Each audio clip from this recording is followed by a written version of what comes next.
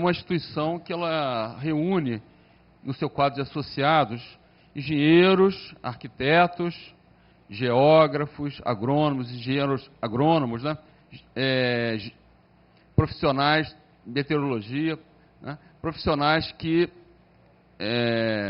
são da área tecnológica de uma maneira geral. Então, nós oferecemos aqui a nossa casa para que esse debate se realize. Eu vou passar a palavra agora para o vice-presidente do Instituto de Arquitetos do Brasil, Pedro da Luz.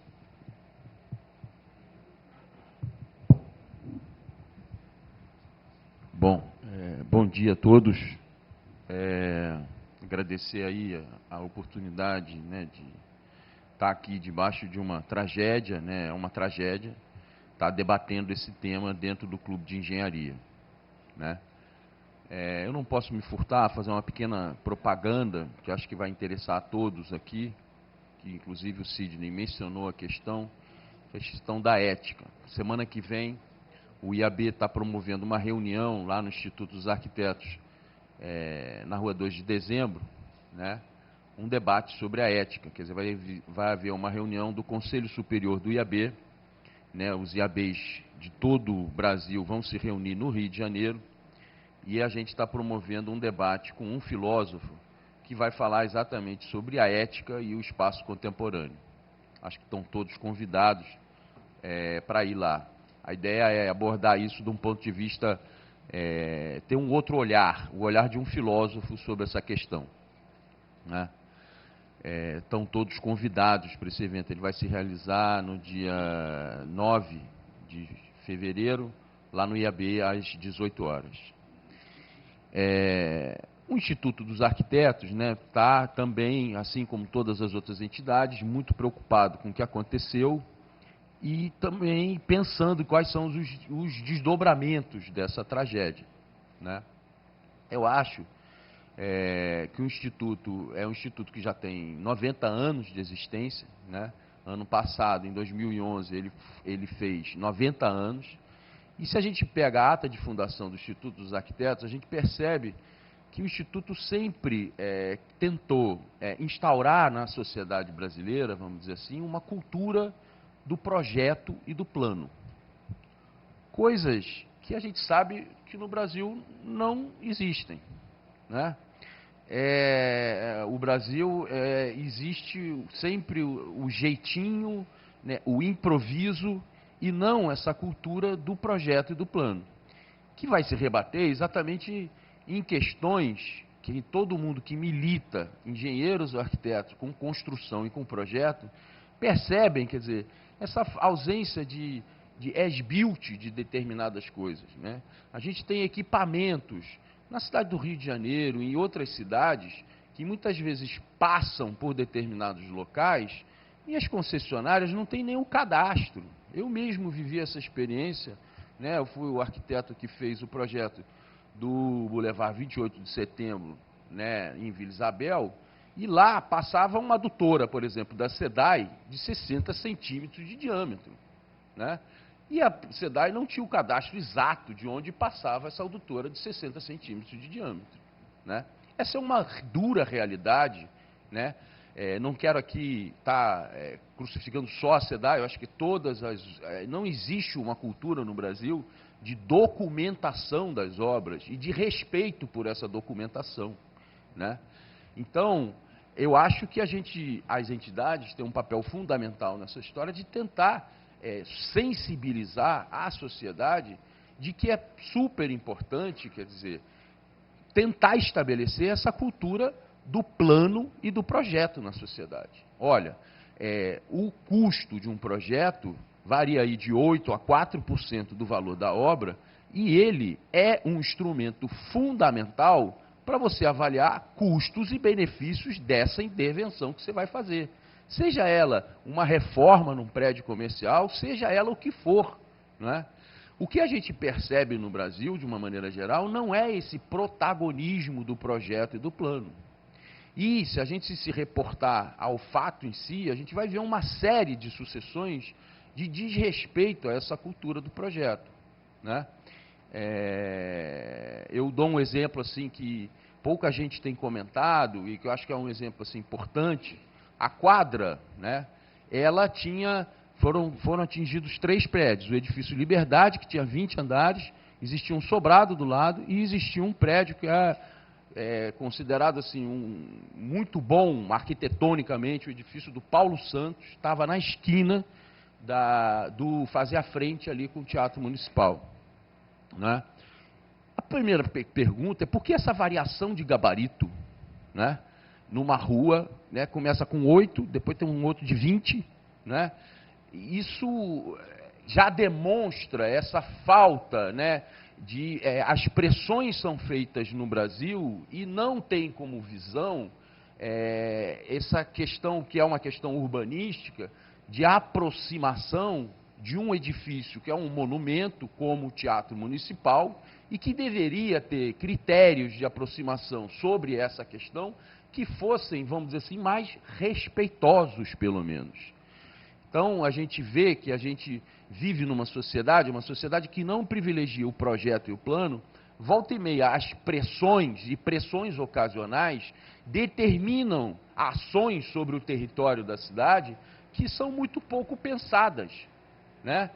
Aconteceu uma tragédia muito maior disso, mas eu fico penalizado com a perda do edifício do Paulo Santos, que tinha 8 andares apenas, né? É claro que isso é uma tragédia muito menor, ela é uma tragédia pequena diante do que aconteceu. Aliás, o IAB particularmente, ele foi atingido, o contador do IAB tinha escritório dentro do edifício Liberdade, né? Perdeu-se vidas, é uma coisa séria para burro. Agora, eu acho que essa questão, nós, entidades, devemos bater não tanto em criação de novas legislações. A gente tem que imaginar, quer dizer, a gente mora numa mega cidade, existem 12 milhões de pessoas que moram nessa mega cidade, que envolve o Rio de Janeiro, Niterói, São Gonçalo, Duque de Caxias, Nova Iguaçu, né? Não existe poder no Estado instalado para fiscalizar uma quantidade de construções que estão instaladas nessa cidade.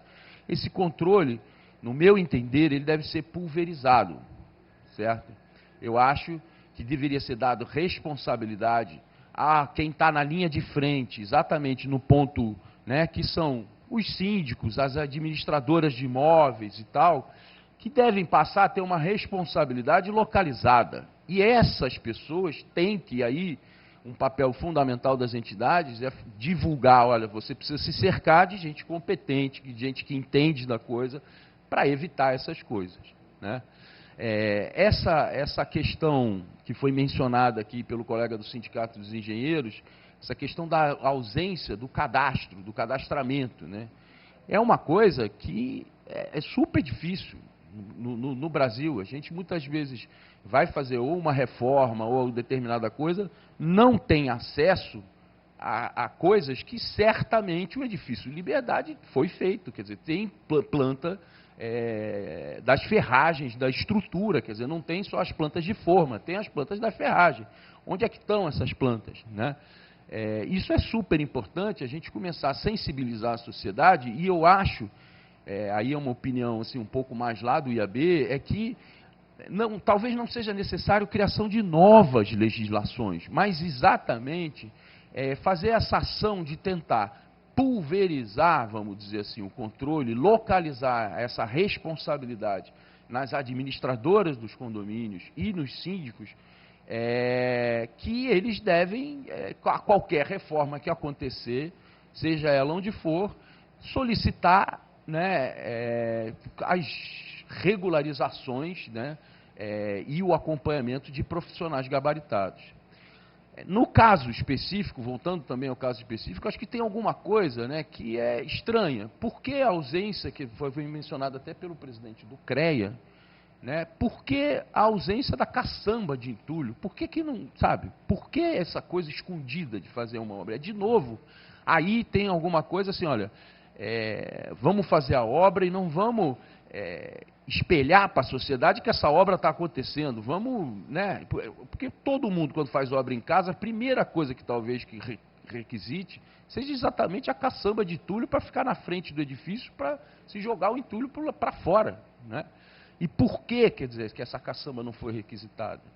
De novo, quer dizer, eu acho que tem muito aí de uma tentativa, né, de não se privilegiar e achar que vai gastar mais dinheiro, quando na verdade é o contrário, né? O projeto é um instrumento exatamente de avaliar custos e benefícios de qualquer intervenção, né? É um pouco, talvez, o que está se falando aqui. Tem que ter uma atitude mais pensada diante das transformações. Não essa vontade voluntarista de fazer de todo jeito, a qualquer custo, e de uma maneira muito atabalhoada. O projeto e o plano, né, são instrumentos exatamente para garantir que essas transformações sejam as mais bem pensadas, mais bem estruturadas e, portanto, mais seguras, né?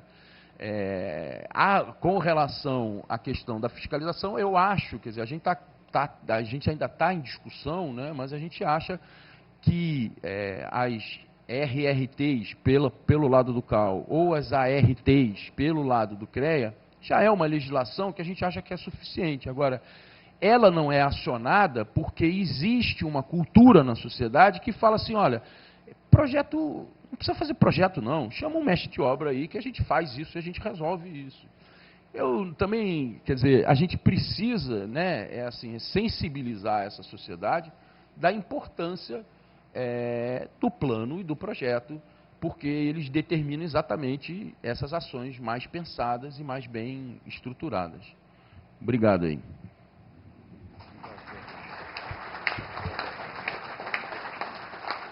Obrigado, Pedro. Apenas como comentário, nós estamos procurando focar nossa ação, né, não apenas na Secretaria de Urbanismo e nos órgãos ligados à área urbanística, mas também na área de ciência, tecnologia e inovação. Nós temos uma reunião hoje com o secretário de Ciência e Tecnologia da Prefeitura, onde a ideia é a criação de um banco de dados, permitir, através dos instrumentos que nós temos hoje, tecnológicos, né, a criação de um banco de dados na Prefeitura, que permita que todas as modificações estejam arquivadas na Prefeitura para um determinado imóvel. Isto é, tanto os projetos originais quanto as modificações posteriores e toda a vida do imóvel, ele esteja arquivado, né? Hoje isso já é possível, não é caro, mas e eu acredito que isso vai auxiliar muito os profissionais, de uma forma geral, que vão trabalhar isso. Isso é uma questão que também acho que pode entrar no nosso escopo de trabalho aqui, que nós estamos propondo esse trabalho conjunto, esse trabalho junto com a Secretaria de Ciência e Tecnologia. Bom, então, passo a palavra ao nosso colega do Instituto de Engenharia Legal, Sérgio Quintela.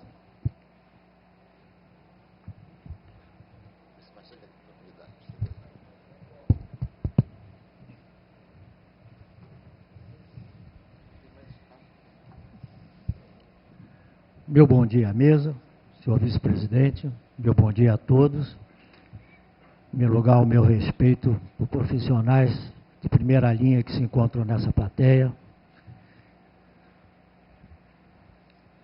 Eu quero, inicialmente, dizer que estou representando o presidente do Instituto de Engenharia Legal, uma honra muito grande, e que realmente o Instituto não poderia deixar de dar a sua presença de algum modo num evento dessa magnitude. Gostaria de endossar também tudo o que foi dito pelos colegas da mesa, com muita propriedade, com visões que se partiram de origens diferentes, chegam a um objetivo comum, que é tentar resolver ou debater essa questão dessa importância. Eu tive observando alguns pontos no decorrer da fala, e quem sabe se a gente fizesse um apanhado assim, bem ao passant, bem rapidamente, pudesse ter uma dimensão, uma outra dimensão diferente da questão. Eu iniciaria falando sobre a legislação. Nós temos um corpo de legislação, mas temos também um corpo de normalização. Temos uma outra entidade, às vezes de difícil identificação, dispersa, difusa, chamada cultura nacional. Temos um outro indicador chamado de memória técnica dos condomínios, das práticas que são realizadas no condomínio. Temos uma outra questão, que é uma questão incidente, inesperada, que é a questão emocional, a atmosfera emocional, onde esses eventos aparecem com as suas diferentes forças e interferem num resultado final, de acordo com a pujança que cada força tem. Na verdade, eu gostaria, assim, de fazer uma apreciação pelo seguinte: vamos pegar um desses pontos, desse conjunto de situações, que dá uma estrutura pensante para se meditar em cima dela. É a questão das práticas condominiais. Nós temos um acervo, uma história dos diferentes condomínios, dos trabalhos que são realizados nesses condomínios, nas reformas, nas modificações. Há uma diferença entre uma reforma e uma modificação. A incidência de uma modificação traz um resultado. A incidência de uma reforma, simplesmente uma reforma, não. Então, o Brasil podia se valer dessa enorme memória. Que memória é essa? É cada vez que uma empresa entra num condomínio para realizar umas obras, ela tem os seus dados. Que obra fez, qual foi o local, que natureza fez, o seu valor, enfim. Essa memória é uma memória que, para quem é síndico, como eu fui, é uma memória que está lá e se perde. Essa memória devia ser objeto de uma pesquisa, não só para estudar os diferentes fenômenos que ocorrem no condomínio, como também traçar as políticas que nossa cultura não prestigia, que é a política da prevenção e da manutenção. Com essa política, poderia realmente resultar numa melhora substancial na atmosfera dessa questão. Bom,